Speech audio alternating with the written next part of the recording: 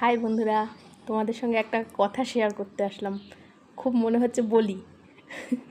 আমার বান্ধবীর ছেলেকে যখন বান্ধবী পিটায়, পড়া করছে না বলে লুকিয়ে লুকিয়ে একটু মোবাইল দেখছে, তখন ও আমাকে ফোন করে বলে, ছেলেটাকে আজকে মেরেছি, বড্ড কষ্ট হচ্ছে, ভাল লাগছে না।